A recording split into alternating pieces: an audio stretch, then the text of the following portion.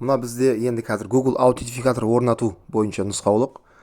Google аутентификатор дегеніміз ол не? Ол жалпы SMS қой, соткаға келетін SMS-ның орнына сол Google аутентификатор деген қолданамыз.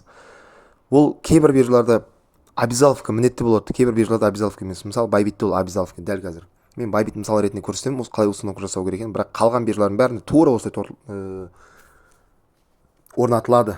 Егер түсініксіз жері болатын болса, әрине астында мен общий чат сілтеме қалдырамын, телеграм каналға өтіп сияқты сұрақ қойсаңыз болады, түсінбеген жеріңіз. Google аутентификатор бізде, біз қазір биржаға тіркелдік, электронды почта, телефон номер бәрін тіркелдік, енді Google аутентификатор қалды. Ол үшін біз мына жақта биржаға кірдік, Bybitке дейік, мысалы кірдік. Кірген кезде мынау сол жақта жоғары жақта адам басты, міне осын басамыз, сол жақта жоғары жақта соны басамыз. Безопасность деген тұр, міне осының үстінен басамыз. Қызыл жанып тұр, көрдіңіз ба? Әлі оказывается біткен жоқ деген сөз. Осының үстінен басамыз.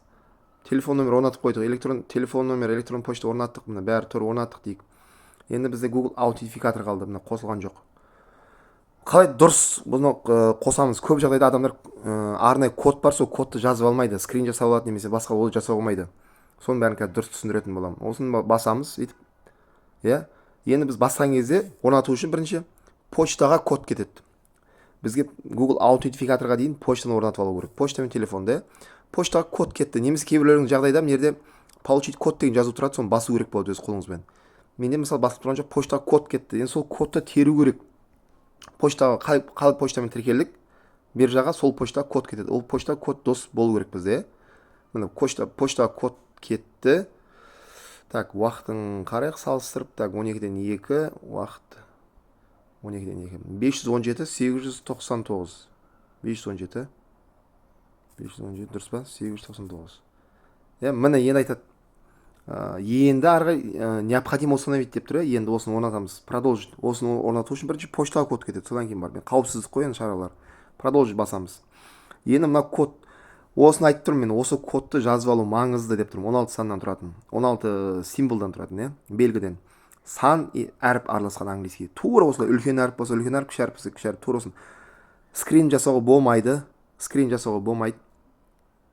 Чисто бұны біз жазып аламыз. Ерінбей, тура осы жерден бірден жазып аластырып, паузаға қойып. Мысалы, әркім өз мүмкін жазып алады.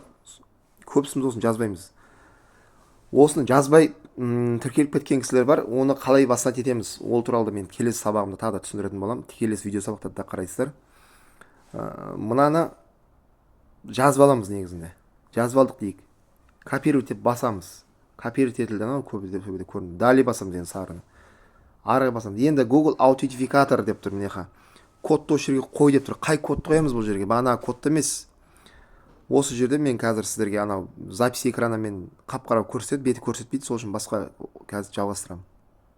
Копировать етіп аламыз, Мына осыны копировать етеміз да, мына көшірілді ғой жоғары жақта, бағана қайтадан көрсетіп отырмын. Далее басамыз деді қой бағана, далее бастық.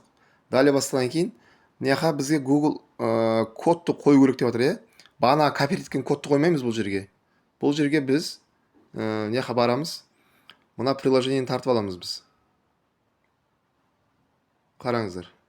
Артқа шығамыз. Мына приложение тұр ғой, білесіздер, осыны тартып алу керек болады.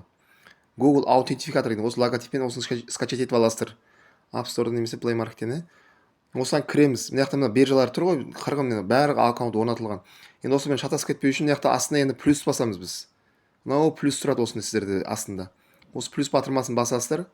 Ввести ключ на настройки дейді. Осыны басу керек болады. Осыны басқан кезде мына жаққа енді біз шатасып кетпеу үшін біз енді бұл жақта примерно бағана Bybit биржасын тіркеген едік мысал ретінде. Енді мысал ретінде Bybit деп жазамыз да, жерге. Әркім өзіңізде шатасып кетпеу үшін. Әр биржанікі бөлек болады ғой. И ключ деген жерге бағанағы біз копировать еттік қой, соны ставить дейміз. Мына жердегіні. Тағы көрсен, осыны сол жерге қоямыз. Мына жерге. Осы жерге ставить дейміз, міне копировать еткенімізді ставить. Осы жерге қоямыз. Вот осыны жазып алу керек болады, блокнотқа обязательно. Тура осыны блокнотқа жазып алу керек. И қай биржанікі екенін жазып алу керек болады. Осы өте маңызды. Одан кейін добавить басамыз астына, міне. Добавить басамыз. Болды, орнатылды. Мынау көрейік қайға, міне мынау тұр. Bybit деп тұр, орнатылды.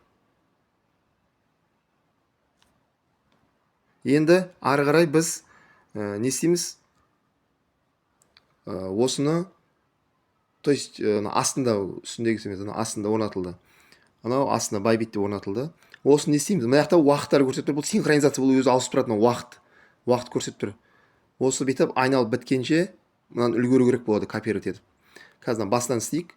Енді бұны толық 100% орнату үшін енді не істейміз? Мынаны копировать етеміз осы жерде. Көшіреміз. Осы үстіне бір рет бассаңыз бұл көшіріледі. Сөйтеміз да мына жаққа барамыз да бағана ставить дейміз. Міне автоматом қойған кезде ол автоматом қойылды, бағана жазу шықты да. Міне мынау бізде жасыл болды. Ой, сары болды деген ғой міне. Мына жақта галочка тұр. Бағана сұр болып тұр еді ғой. Енді қазір мынау сары болды бізде. Осылай бұл орнатылады. Google аутентификатор деген.